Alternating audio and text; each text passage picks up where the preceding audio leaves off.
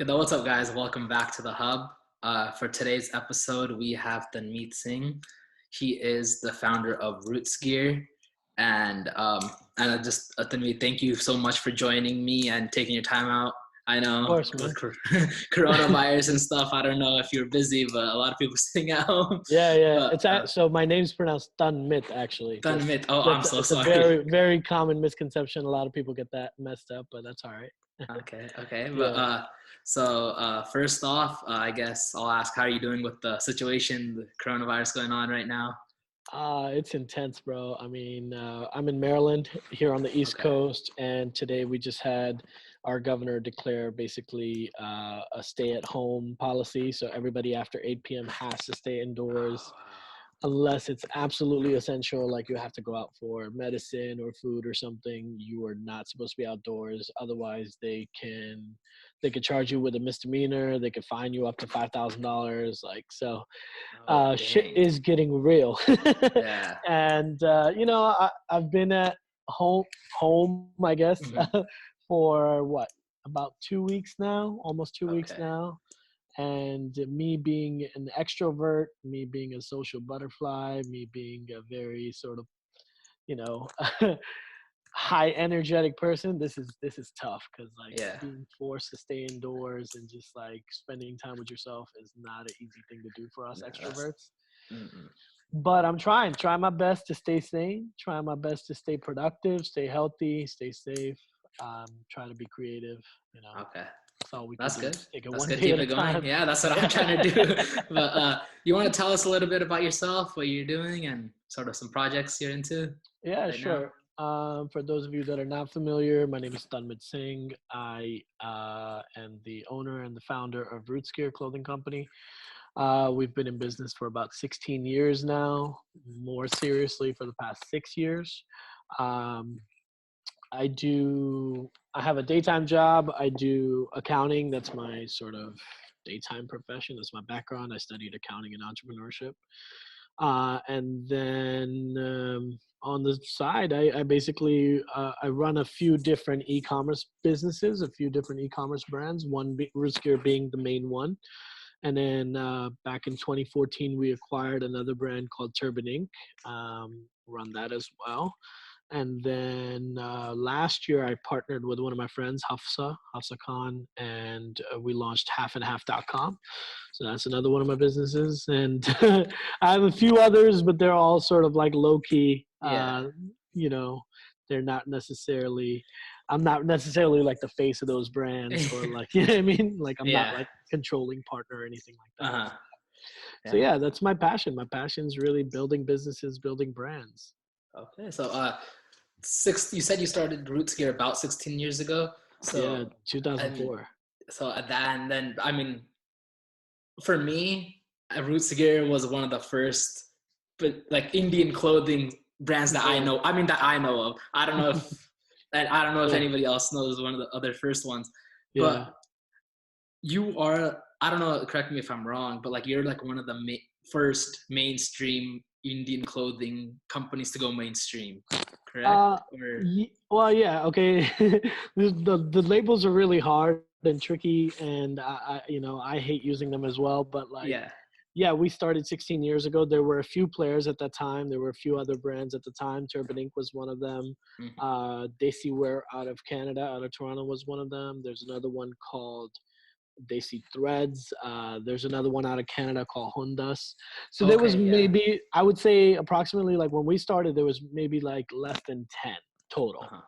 To this day now there's like probably more than There's 100, 150. Like there's tons, and that yeah. all sort of happened in the last 5 years. Oh yeah. um but yeah, we started very early. When we were in high school, we just kind of came up with this idea of how do we make sure that our youth, at that time it was a very Sikh specific, Punjabi specific brand.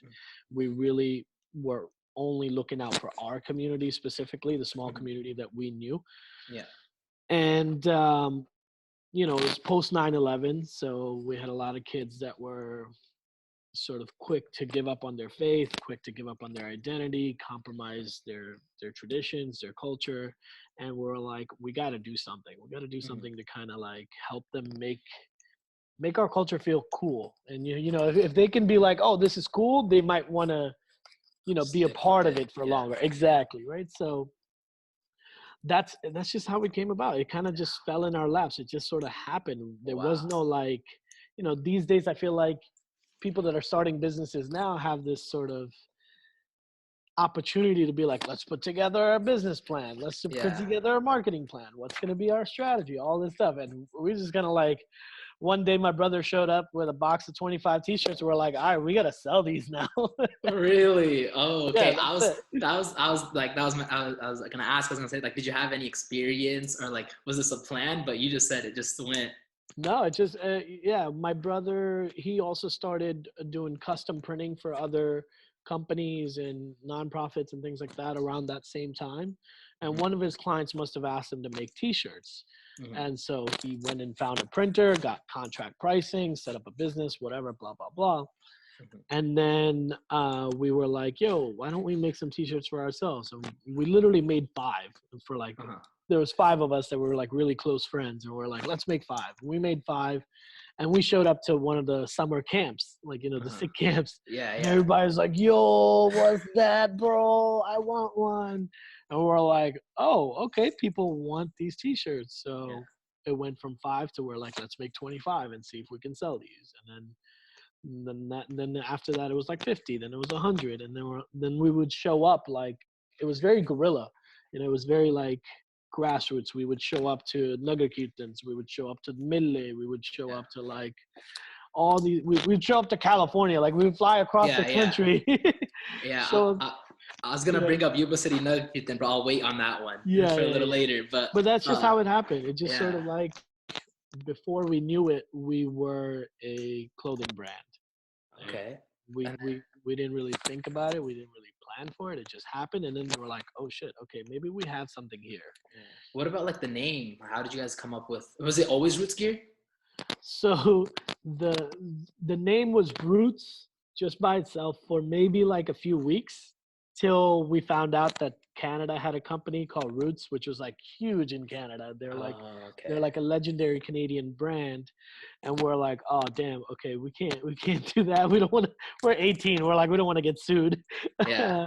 So we're like, let's write it as Roots Gear and keep it one word. So it's always Uh-huh. been one word, just the Okay. way it Wow. is from the beginning. Yeah, pretty Yeah. much. So when you guys started, did you guys like tell your parents, "Hey, mom and dad, we're gonna start making shirts," or like how? Yeah. My Just mom knew. Yeah, our parents knew, and they were pretty supportive. I mean, mainly because I was going to college. yeah. I got my degree in accounting and entrepreneurship. My brother was running his business, Mhm. so you know, we had this interesting journey where we were building this business side by side while trying to, you know, make sure we're taking care of our family while Yeah. making sure we're taking care of our bills, things like that. It wasn't sort of like, we didn't have the luxury to be like, all right, I'm just gonna drop everything and Yeah. I'm gonna try this business full time and see what happens, you know. Yeah. We didn't have seed money, we didn't have Hmm. investors, nothing like that. It was just sort of like, let's, you know, we had to do it sort of uh, in a smart way, or in a Yeah. more liable way, I guess. Yeah. So Yeah. you said it was just you and your brother. So like, what about designing and stuff? How did you guys first start? Like with I mean, I'm assuming you guys have a team now, but like back Yeah. then, how was like creating Yeah. designs? And I mean, I don't know. Like even now, I still struggle with like Illustrator and making logos and stuff. So Yeah. I don't know how hard it was for you. So Rootsgear, the journey over the past 16 years has involved a lot of different people, and I want to give Mhm. a quick shout out to all the people that have been involved with Rootsgear for many years, for over the years. In the beginning, we used to have like a small development team, then we had a partner, then we had another partner, um, and we've had employees, and we've had designers, we've had social media people, we've had a lot of interns. There's a lot of people whose hands have touched this company, and you know, this, where we are today would not be possible without all those people helping us along the way, and to this day, people that are helping us. In the beginning, my brother was the only graphic designer pretty much for the most part. We used to subcontract here and there, but mainly most of the designs used to come out of my brother. And he learned graphic design by himself. Like he legit just taught himself how to use Illustrator, Photoshop, all this stuff. And so we used to have these brainstorm sessions where we would like get together with a bunch of our friends, order a bunch of pizza and snacks, and that we sounds sit around awesome. and we'd be like, all right, what's next? And somebody would shoot out some idea and then another idea. And then we'd be like, and that's how we would write down like 40, 50 designs. And then Simon would try and make a bunch of mock-ups. And then we'd go through that and then be like, okay, these are the final sort of like 10, 15. So back in the day, like legit, most of the designing, everything that's like Rootsgear old school is all designed by Summit for the most part. Yeah. Oh wow. Yeah. Okay. So my brother did that, and then now it's just I learned design. I learned how to illustrate and stuff. Not illustrate, but like I learned Illustrator on my own about 5-6 years ago when I started to get more serious about the business, because I was like, I can't keep waiting on Summit to make designs. You know, he's got his own stuff to do. He's got his own business to run. Yeah. So I was like, I just gotta learn it. Yeah. So I did. I mean, you said about 6 years ago is when you guys started getting like more serious, or like it started expanding. So when did you say you were known? I mean, because when I look at Rootsgear now, it's an international brand. When do you think the moment was like for yourself to realize like, hey, we're an international brand? Like starting from just high school, like just your ski camp friends wearing the shirts. Like when did it sort of start hitting you that, whoa, this is actually bigger than just our friend group. Like people actually want our product. That's true, and you're 100% right. Like the first few years, like we launched our .com in 2006. You know, and this is when nobody really bought shit online. You know, they weren't really trusting the internet, and every order that used to come through, there was like a 2-degree separation. We'd be like, okay, I either know this person or I know how I know this person. And then it was like that for a long time. It was like that until about around that time, 2013, 2014, 2013, we were kind of like, we weren't really feeling it because our site wasn't really getting that much traffic. We weren't getting that many orders. We were putting a lot of work into it, but there wasn't much of a return. There wasn't much profit to feed us. And I was doing well in my accounting career. Excuse me. My brother's business was doing his thing. And so I was like, yo, let's just kind of shut this down and save ourselves the hassle. And then out of nowhere, it was my papi that actually like talked to my brother and was like, nah, you guys have built something that's like community centered, and you guys have a strong community around it. You have to do something to revive this or whatever. And so that's when everything really changed around that time, around 2013, 2014, when we relaunched in 2014, and we went with Shopify, which is like a big e-commerce platform. And we started partnering with, like, right off the bat, we had a partnership with Diljit Dosanjh and Ranjit Baba, like 2014, like, and then Rockstar. So like 1, 2, 3, boom, boom, boom. Like within the first year and a half, 2 years, we're like, yo, what just happened? That's crazy. And a lot of it was just timing, because around that time, Shopify was fairly new. And so there weren't that many people that were launching brands or had brands. And so with this brand new site that looked amazing, worked amazing, with all these brand new products, with this new vision, new mission, new strategy, everything, I think people took notice, because they were like, even artists took notice, because they were like, oh, there isn't anything else like this, or anybody that's doing it as professionally as these guys. That's when things really changed, you know. And since then, it's been as smooth as a business ride can be. You know, there's ups and downs all the time. Always. But it's been, with God's grace, knock on wood, it's been good. Yeah. So would you say that was one of the biggest struggles, like overcoming like closing or like relaunching? It's like was that one of the biggest struggles you had as a brand, or? Well, I think with every business, every so often you have to take a step back. Yeah. Because when you're running a business and you're doing it full on, like wholeheartedly, you are so into the, so in the weeds that you don't necessarily see where you could change things or be better or do things better or whatever. So every once in a while you have to step back and analyze your business and say, okay, what's happening here? From like objectively, I have to look at it now and say, okay, is this really benefiting me? Is this really, gonna be sustainable in the long run? Or is this too small thinking? Like, do I need to think bigger or whatever? So around that time, like, that's what it was. I think we took a look at the business and said, okay, we want to do more, but how can we do more? The Punjabi Sikh community is like this. Yeah, You know what I mean? literally. Okay? Then the South Asian community is like this, right? And then there's your mainstream American community. It's like that's like this. So we're like, why are we focusing just here? Let's try and broaden this scope a little bit more. Let's broaden the target market some more, and let's offer products that are targeting more of these people. And we're still in this circle to this day. Yeah. Now, we're not going to change what we make. We're just we're never going to make products that are like, here, like this is just for the broad American mainstream community or whatever. We're always going to make stuff that's based around our community, like designs that are based around our culture. We're waiting for this broad community to sort of like open up its gates, just like how they did with Lily Singh, with Rupi Kaur, with Hassan Minaj, with Aziz Ansari, with Mindy Kaling.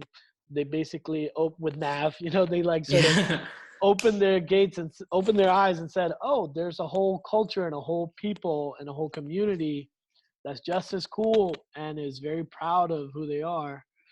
Let's make them a part of our mainstream. That's what we're sort of aiming for, is for Rootsgear to become a part of the mainstream without having to compromise what oh wow, okay, that's an interesting perspective. Never thought about it like that. Because I mean, like the way I always explain it to people is I'm trying to be the sushi of streetwear. Like, you know what I mean? Like, yeah, that's good. That sushi is not from America, but somebody brought it here and was like, hey, dude, you're going to like this shit. And everybody loves sushi. And now everybody knows sushi and likes sushi. It's not from here.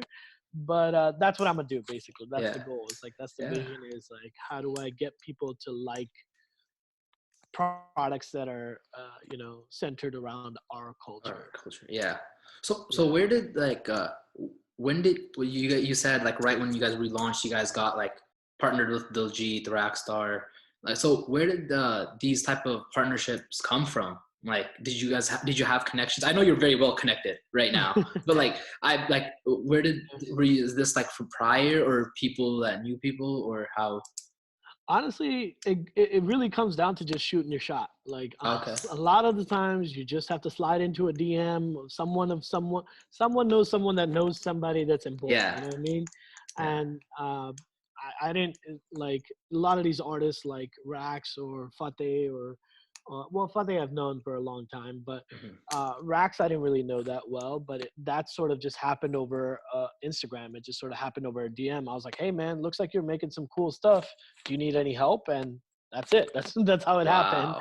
Like, it literally, like, sometimes you just have to shoot your shot, and be very confident in what you're doing and what you can provide, you know?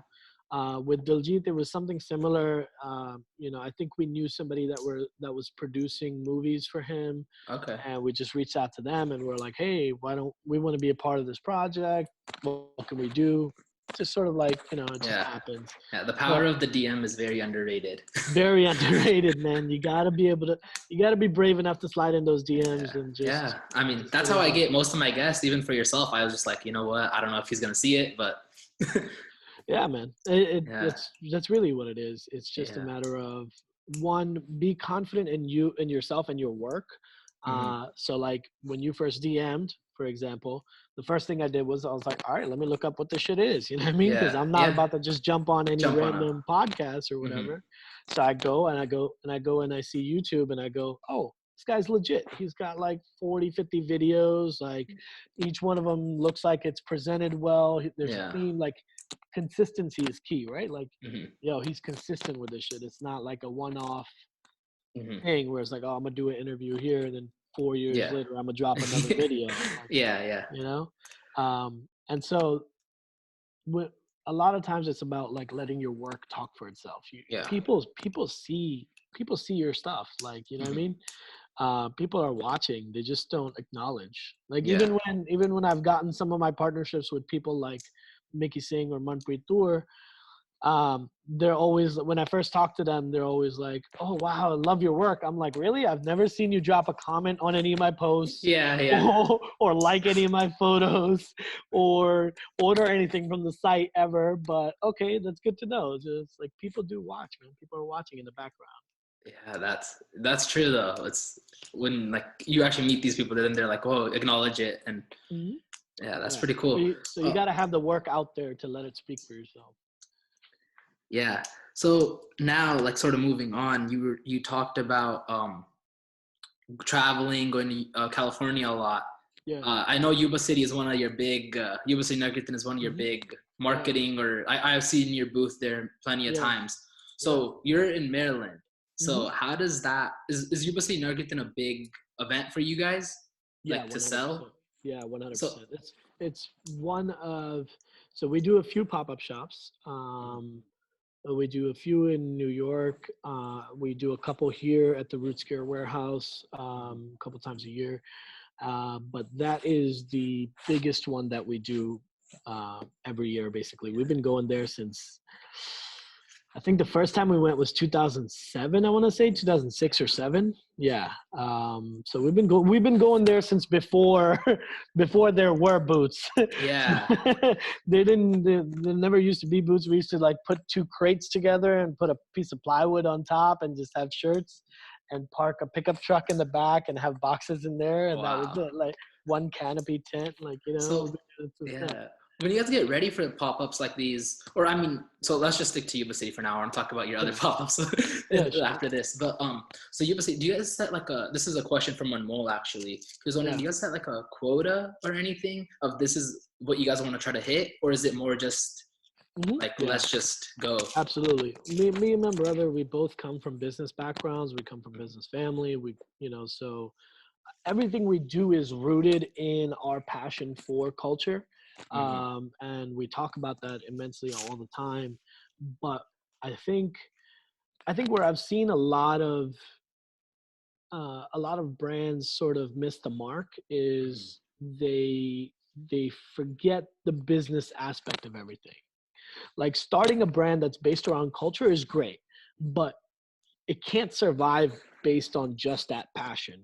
There has to be a immense passion for business as well. And so that, I think, is the edge that we have, my brother and I, me more than him probably. Mm-hmm. He's the preservationist. I'm the futurist. This is Yeah. something that I always tell people. So he Uh-huh. believes in preserving culture, and like, he's a collector of the arts. He collects antiques. He That's collects awesome. all sorts of stuff. Like, his collection is crazy. Um, and he deals with art as well and brokers deals and things like that. Okay. I'm more of the futurist, where I'm more like, okay, how can I put my mark on this culture? What can I add to this to carry it forward? In terms of the business, yeah, every year we basically set a mark, say, okay, this is our goal. We're trying to hit this number, and then you work backwards, meaning that you basically say, okay, if I want to hit this number in sales, then that means that's going to result in this much in profit. And is that a number I'm happy with based on previous years? Yes. Okay, cool. What does it take to get to that number? Okay, I need X amount of pieces retailed at at this amount in order to get there. So say Yeah. arbitrarily, I'll be like, okay, I need to take 100 t-shirts. I'm going to sell them at $10 a piece. Okay, there you go. Now I'm gonna make $1,000, right? And of the $1,000, my profit will probably be 500. Yeah. So you just basically, that's how you you have to look at it. Otherwise, if you go in, I see a lot of brands do that. They just kind of go in blind. And I'm like, I'll meet them at Yuba City and I'll be like, hey, how much stock did you bring? And they're like, I don't know, man. I just brought stuff. Everything. I'm like, everything. I'm like, so you don't know what you have? Like, what's the retail value of your booth right now, you know? Yeah. And if you don't know, then, you know, you're kind of missing the mark on how to successfully take advantage of an event like Yuba City, you know? So you mentioned your other pop-ups, and I saw posts on your Instagram about it as well. You had like a pop-up. It looks like a party. So, so I was gonna ask, like, our pop-ups are parties turn into parties. So that's what I was gonna ask. Like, in terms of like your marketability, like, I feel like from 2004 all the way till now, I feel like how did you guys adapt? Like, in terms of, I mean, I'm assuming it just social media helped a lot. 100%. But yeah, that and then technology, and then but it's also like I feel sort of a change in fashion sense a little bit. Like the streetwear is a lot more popular now than it used to be. So did you guys see like an effect on your brand at all, or is it because it was culture related? A lot of people just got it, and like I'm just. There's a lot of different things. There's a lot of different factors. One of the factors, like you mentioned, is technology. Like technology advanced e-commerce from between 2004 and 2020 and 2020. Like technology gave e-commerce a big boost. There's a reason why department stores are closing down a lot of their locations and putting that money, investing it in their online stores, because once you know your size and you trust a brand, shopping online is like becomes second nature for Americans, especially, right? So people are just shopping online. They're like, oh, I know what size I wear at Zara, at Urban Outfitters, H&M, Forever 21, whatever. I'm just going to order this online. They have it online, or Foot Locker or whatever. So technology, one, definitely helped, because we were fighting an uphill battle before where we were trying to get people to come online and shop when that wasn't really a culture then, you know, like people weren't shopping online. Second was this uphill battle of how do we make having pride in your culture cool again? Like, how do we make that a part of cool culture? And that, I can't say that we take sole responsibility for that. That includes brands, artists, musicians, fashion bloggers, YouTubers, comedians, actors. Like the entire creative community basically comes together and starts putting out things that make the masses be like, yo, culture is cool. That's dope. Like, exactly. Like, oh, I want to rep a chai mug, or I want to wear, you know, something that says Hanji Hello on it, or something like, you know, like.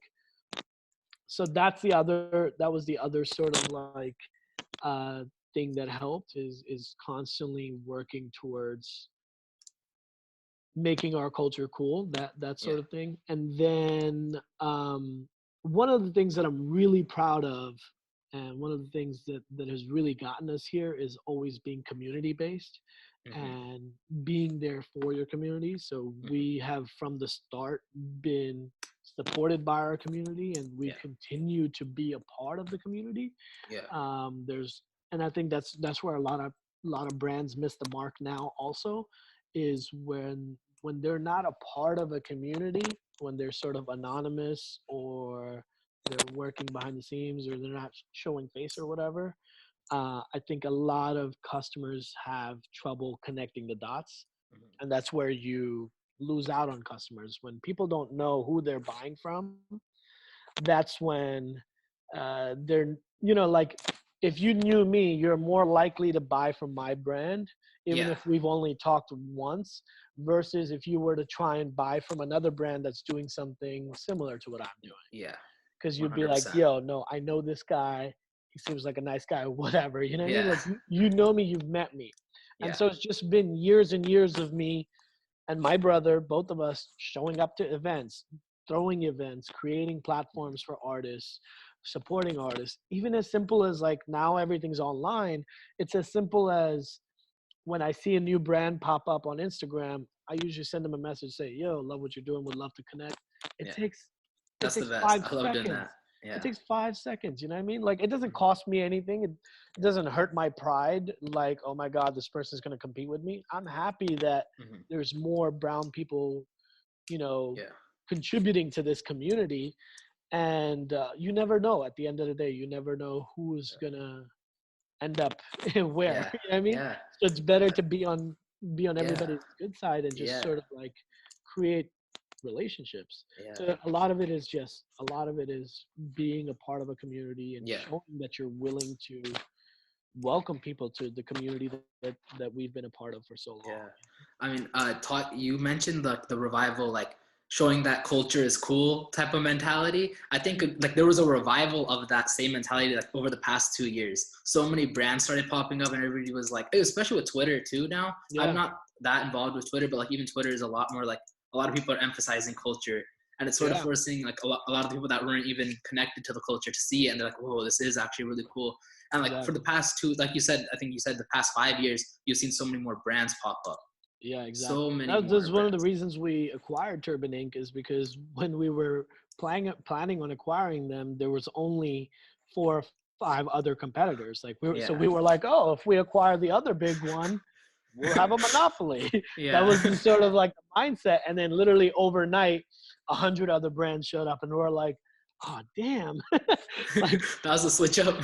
I mean, Turban Inc. still does well for itself. We're trying to sort of revamp it now and give it some new energy, but it paid for itself pretty much right after.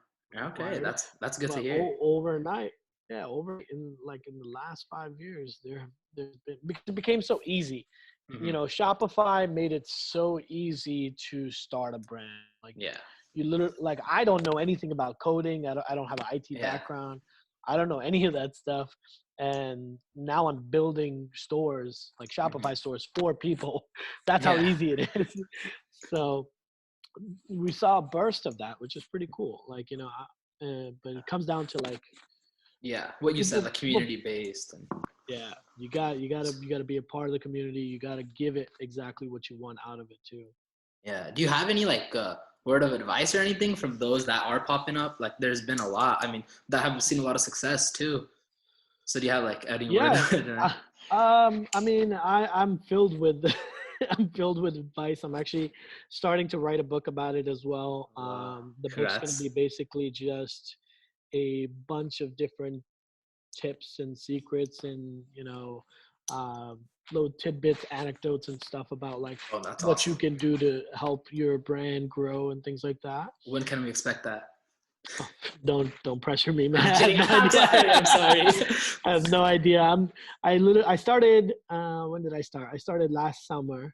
Okay. And so far it's just like I'm just writing down. Okay. I'm just putting down as much information as I possibly can. Yeah. I'm gonna start compiling chapters soon and be like, okay, let's put a chapter on this and a chapter on this and like stories and things like that.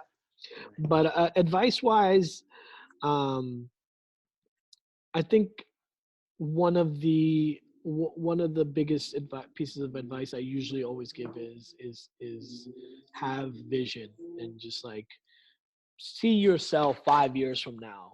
Be patient with what you're doing, because this, you know, where we're at, where Rootsgear is today, did not come overnight, you know, and it takes a long time, but you have to believe that it'll get there and just stick with it, you know, and just keep working at it. Your first collection is not going to fly off the shelves. It's just not going to happen. You know what I mean? The first time you launch a store, you're not going to get 100 orders in the first week. It's just not going to happen. You know what I mean? So be realistic with your expectations and just have the vision and just give yourself patience and know that, okay, you know what? This is going to be something one day, and that's what I'm working towards. Yeah. And the crazy thing about being an entrepreneur is like you usually set these milestones, and when you get there, you're like, all right, yeah, what's next? Because I'm not even impressed. I'm not even satisfied with where I've gotten. So like, what's next, really? Yeah. So I mean, do you have like a general opinion about like this upcoming brands, like being like one of like the OGs, I would say, in the South Asian community for building a brand. Would you have like any opinion of the upcoming brands about like how their interactions are? Or... I'm seeing a lot of great things. Okay. There's a lot of brands out there, tons of them. Mm-hmm. You're seeing a lot of them come out of California. You're seeing a lot of them come out of Toronto, New York. All these areas are producing a lot of great stuff, a lot of great artists, a lot of great illustrators, lots of stuff. I think one of the things that I've noticed is consistency. And that's just kind of, I don't want to be repetitive, but that's what I've seen. A lot of people start up, but can you keep going? And do you have the passion? Do you have the patience to continue going? And that's where I'm seeing a lot of like, I think I mentioned this on my podcast a while ago, but like a few months ago, I was going through all the accounts that Rootsgear follows. It was like something like 2,000-3,000 people that we were following, accounts that we were following. I started going through them, and I would click on each one that I hadn't seen or heard of in a long time. And I'd click on it and I'd see the latest post. The last post would be from like 2018 or like, like January 2019. And it's like December 2019. It's been like 11 months and you haven't posted anything. And I would just unfollow because I'd be like, this is dead now. Like if you're not posting every day, if you're not staying consistent every day, then you're pretty much on your way out. And I know what that's like. Like Turban Ink is that for me. Like Turban Ink is literally died out in front of my eyes, but that's because I spread myself out too thin. But I also know like in one weekend, I could probably try and revive it. Like I'll sit down one weekend, crank out like 40, 50 designs, upload them all, get a bunch of production going, and then just send it to my social media manager and be like, hey, I need you to start posting twice a day, 3 times a day, whatever, till this account gets, active again and is showing up again. There's a whole science to this whole thing. Is that how I would say like Rootsgear has lasted this long? Was it the consistency? 100% the consistency. You can't, I hate saying this because like, because I hate believing it, but sometimes any content is good content. Like, I've definitely posted shit content on Rootsgear before. Like, where it's like a picture of one of the customers wearing something. It's like a blurry photo. It's not even that great. But I'm like, I got to get something out there today to stay relevant because of the way Instagram's algorithm works. I mean, like the longer you're inactive, the more Instagram thinks this is dead. I don't need to show this to anybody because this is not quality. But like the more you show face, the more Instagram's like, oh, I can rely on the. You got to look at it from Instagram's perspective. Right? Instagram's business is I need to show amazing content, user-generated content to my users.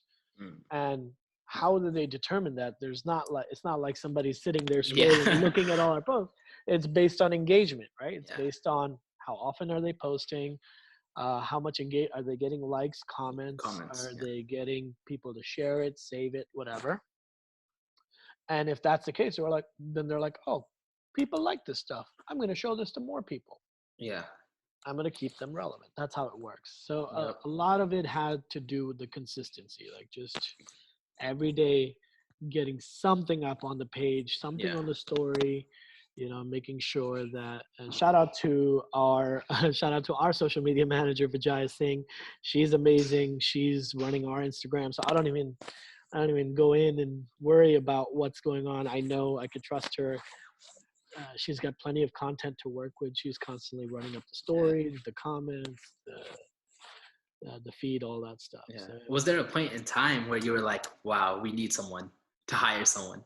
That point was last year. That was okay. That was last year. Because up until then, I was working. So I was working full time on Rootsgear from 2016 to 2019 for 3 whole years. So I was doing everything. I was doing. I was doing the customer service, the emails, the Instagram, packaging the orders, shipping them out, creating the labels, everything, literally. And then I started working a daytime job, a desk job, and went back to my accounting career. And when I did that, I was like, there's no way I can still do all of this. So I need to Yeah. streamline this business. Again, it came back to objectively standing back and looking at your business and saying, okay, how can I do this better? And how can I do this smarter and still make money and Yeah. still grow the business? So, it wasn't about pride, like, oh my God, I'm gonna stop working on Rootsgear full time and take a job. So it was just like a smart decision. It was like, oh, I can get a steady paycheck and still keep Yeah. doing Still. this. Yeah. Like, that's just smart. Like, that's not even, that's just like, that's Yeah. really smart. It's like, oh, okay, cool. Like, so it was just about, like, last year when I started the job, I was like, I need somebody to, because Instagram takes a lot of hours. Yeah. It's more than just putting up a post or putting up a story. It's about engaging with other accounts that you follow. Um, I'll give you a quick anecdote, which is like one of the anecdotes that I'm putting in my book. It's about how Instagram is more than just about posting content. It's also about engaging with the community that you have on Instagram. Um, so we follow this news media outlet called AJ Plus. I'm sure you've heard of it, Yeah. right? They're kind of like Now This News, that sort of thing. Yeah. Yeah. Yeah. So they had posted some sort of content that I watched and I liked, so I hit like on it, right? From the Hmm. Rootsgear account. I was on the Rootsgear account, so I hit like on it, moved on with my life, never thought anything of it, whatever.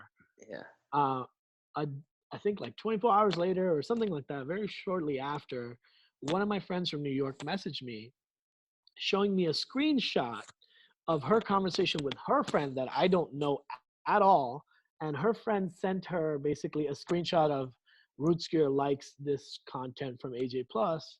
And he said, yo, these guys, mad respect for them for like, liking and supporting this type of content because that's really important. It's rare to see brands that, support things that are Yeah. this, and this, and the other.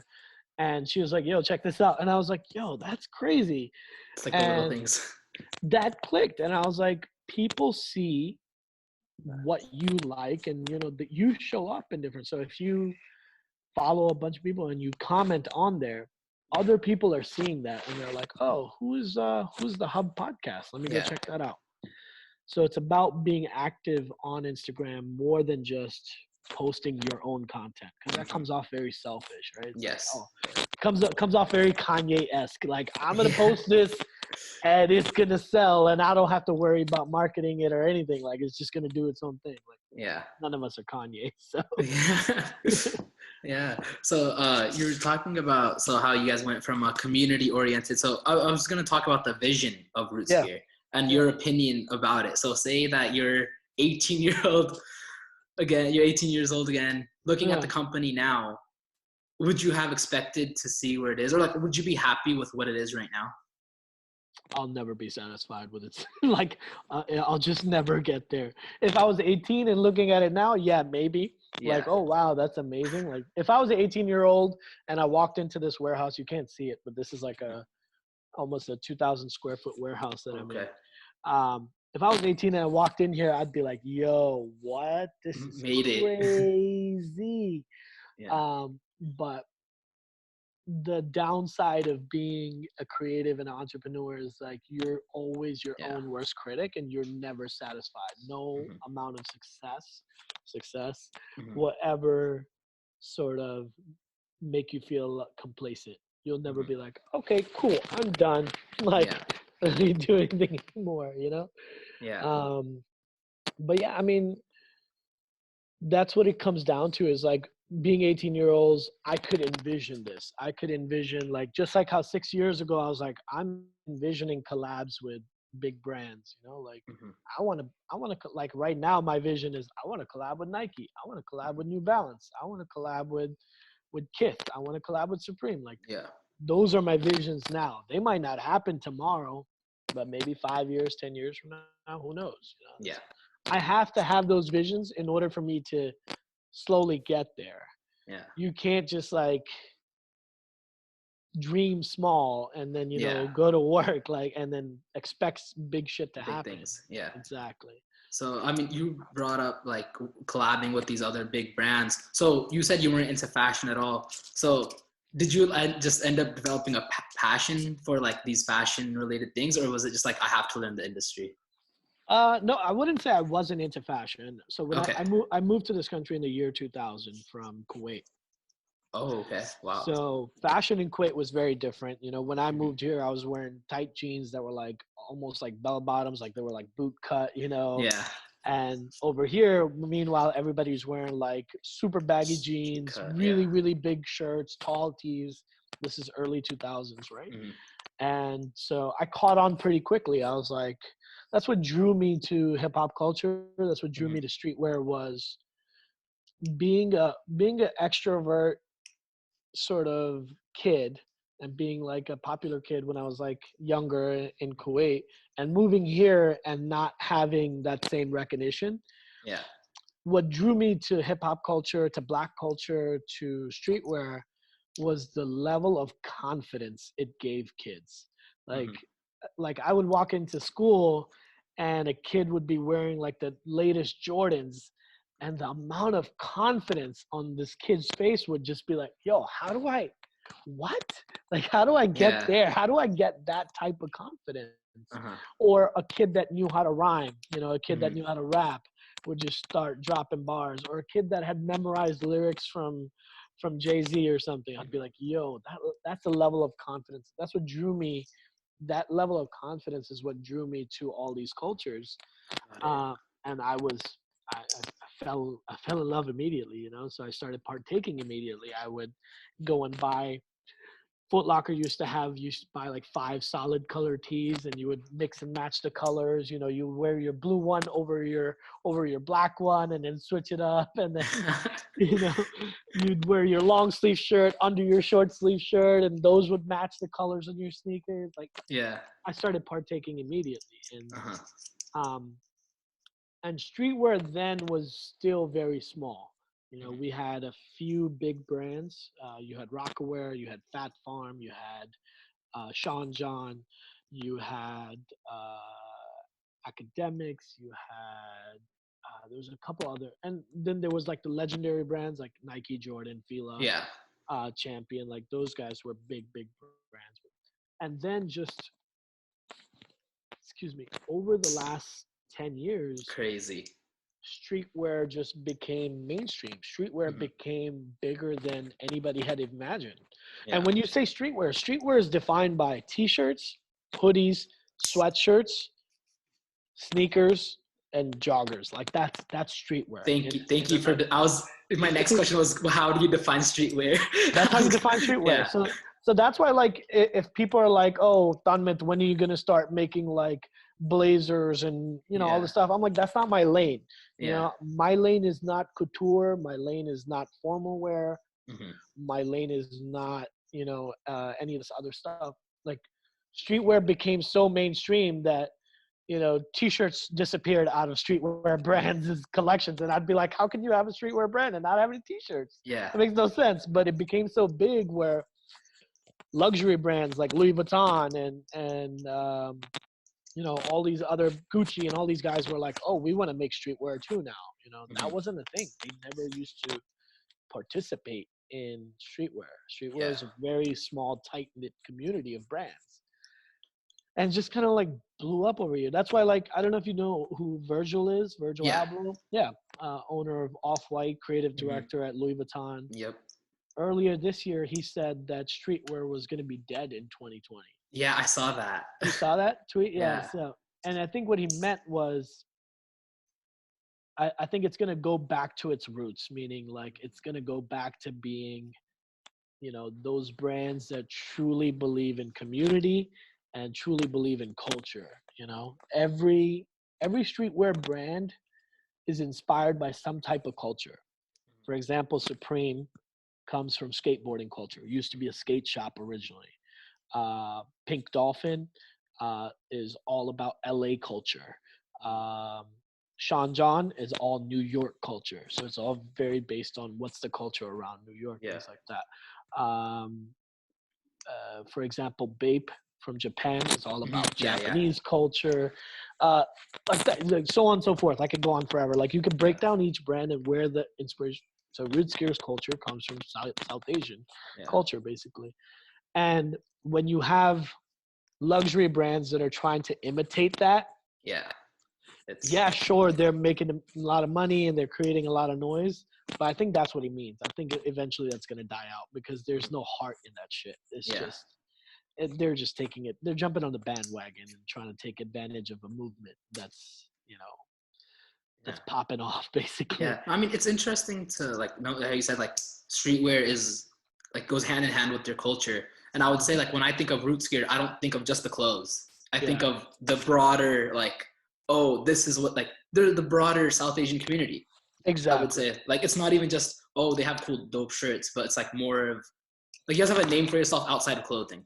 Exactly, 100%. And that's what creates successful brands, I think, is like Yeah, when you can truly be a part of the community that you serve, right? Like we created this brand because we're trying to serve a community. Yes, yeah, I mean, we're not a nonprofit by any means. We're trying to turn profits. We're a business, but in a society that that is capitalist, like you can still do shit still that's do yeah, community oriented and 100%. survive. Why not? You should be able to. You should be able to feed yourself and create opportunities for other people. Like if we have two employees now, it's because this community has supported us and both our employees are of South Asian descent, basically, right? Like one is Indo-Guyanese and one is Indian, but like, we're supporting people that are part of our community. And we wouldn't be able to do that if we weren't a profitable business.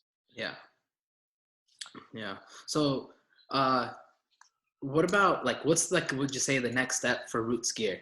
Like what do you guys see? What do you see in the next 5 years? Oh, um, I think what I'm really seeing in the next 5 years is a lot of diversifying our portfolio, or my portfolio specifically. So like I said earlier, we've got Rootsgear, we've got Turban Inc. I'm a partner at halfandhalf.com, and that's thriving. Like in the Yeah. first year, You could talk about that too if you can talk about yeah, what half and sure. half is Well, as well. that's one of her prints. That's one of her artwork. Yeah. Hafsa Khan is from Ohio. She's a Pakistani American artist. She mainly does a lot of digital art, but she also has experience in doing Arabic calligraphy and things like Oh that. wow. Very talented girl. One of my best friends. Amazing artist. Um, so I've known her for a few years, and we had done a small collection for Rootsgear a few years ago. Hmm. Um, and then randomly the conversation sort of sparked up and said, what can I do to help you make money off your art? Because I want me me as a person, like I really want artists to thrive. I want artists to make money because I truly wholeheartedly believe in the encouragement of art and artists in our community. Like I but anyway, so she was like, well, what can you do? And I was like, let's take your art and leave me in charge of merchandising it so that people can buy your art. They can buy posters, they can buy framed posters, they can buy canvases, they can buy t-shirts and sweatshirts and stickers and whatever. Like, how do I make it so that you make money off of this every month, basically? And that's what we did. So she left me in charge of it and developed a site for her. And we signed a contract and became 50-50 partners in the Oh, business. And in the first year, it's doing really, really well. I mean, that's except good for to hear. like this Yeah. Yeah. right now, nobody's So doing good. really, I really well know. other than It's liquor so stores and food companies, I guess, and grocery stores. we're Like, doing okay. As liquor stores are it's okay. Depends where really? you're at. Okay. Yeah. What's it? Because we're like, yeah, my family too. They But own liquor stores? yeah. Gotcha. But yeah. Is it thriving? It's hit and miss, I would say. Like some days Really? people are out, some days people are Hmm. just depends. Interesting. Yeah, I think Yeah. they're in Maryland specifically. I think they're going to see a huge spike, liquor Hmm. stores especially, because as of after 8 p.m., the stay-at-home orders going into place. So I think a lot of people before 8 p.m. are going to be running to their liquor store, stocking up. Yeah, true. That makes sense. So it's going to be Yeah, interesting. that's good. But yeah, so originally your question was, where do I Yeah, see sorry. it's basically, I want to make sure that Rootsgear is self-sufficient. So putting things in place, like we have a social media manager now, we have an email campaign manager now. My next hire, like, is going to be a designer who can constantly turn out content and designs and products. And then I don't know what's going to be after that. I kind of try to think of one salary at a time. It's like, okay, Yeah, how can I? And Rootsgear is just going to that's good. constantly keep growing, churning out content, churning out great products. But personally, my goal is to basically develop a portfolio of businesses that are e-commerce based, Yeah. e-commerce businesses specifically. Okay. So I'm also a partner in Mickey Singh's official merchandise. I am urbandissy.com. Yeah. We're working on that. And then on the side, I'm doing a lot of consulting work as well. So like brands that need help in either starting or growing, they come to me and I help them with different types of advice and suggestions and things That's like awesome. that.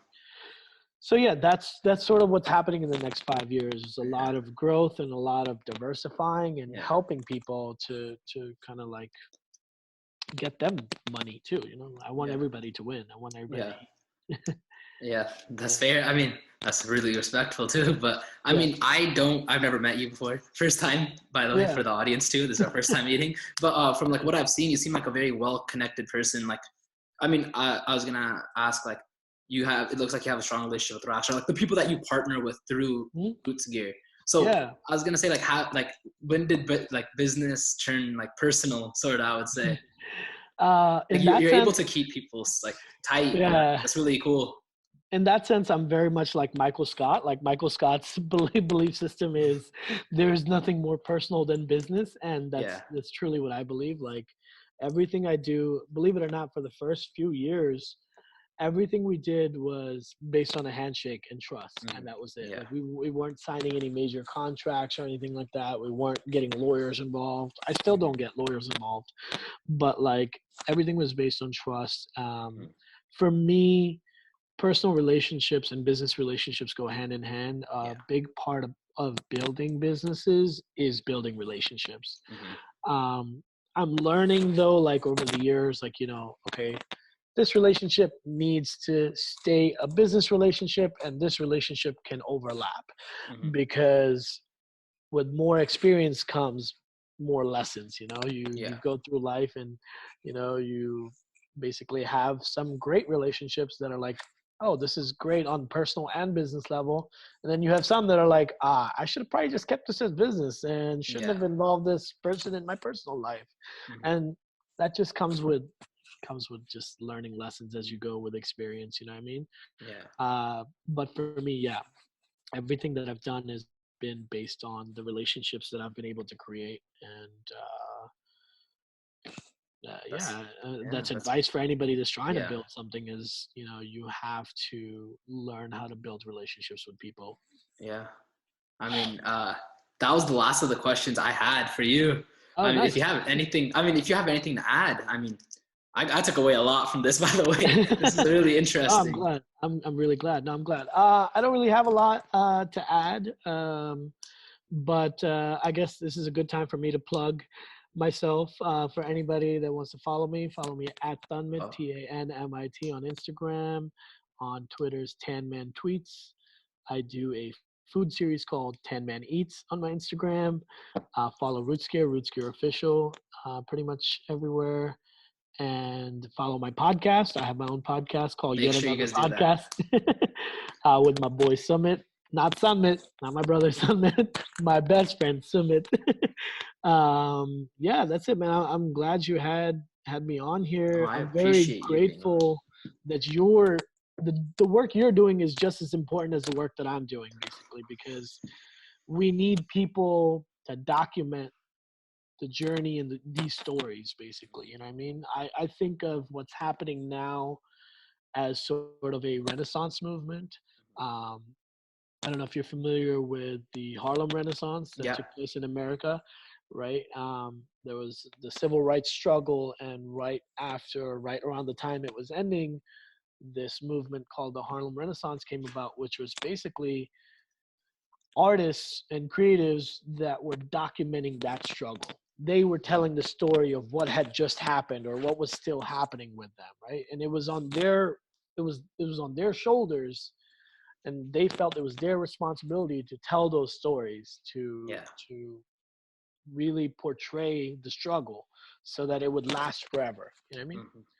They immortalized the struggle. The Yeah. artist is who made sure that history was recorded, right? And for us, majority of um, majority of South Asians sort of came to America in the 70s and 80s. That was the big sort of migration movement because, and I think Padma Lakshmi mentioned this in on Netflix on the show called Ugly Delicious.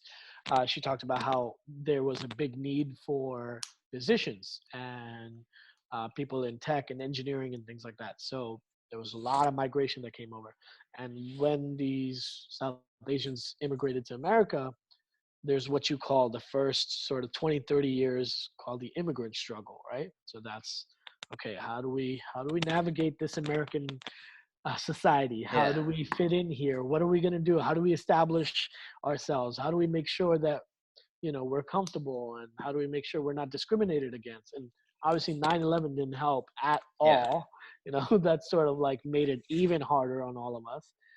And so now what we're seeing with brands, with artists, with musicians, with poets, with comedians and actors and singers and painters and journalists and podcasters is this documentation of that experience, that immigrant struggle, that story. Like this is our life. Like this is what we're products of immigrants, or we're immigrants ourselves. Like me, I'm an immigrant myself. Yeah. So it's beautiful to see that, and I'm thankful to people like you who are contributing to telling this story. You're documenting like the artist's story, which is like even more amazing. You know what I mean? Because this will last forever. So yeah, I just wanted to say that, man. Proud Thank of you. you, man. Thanks I for doing appreciate this. that. Yeah, of course. But that's it from us here. So thank you guys for tuning in, for watching. Catch you guys later.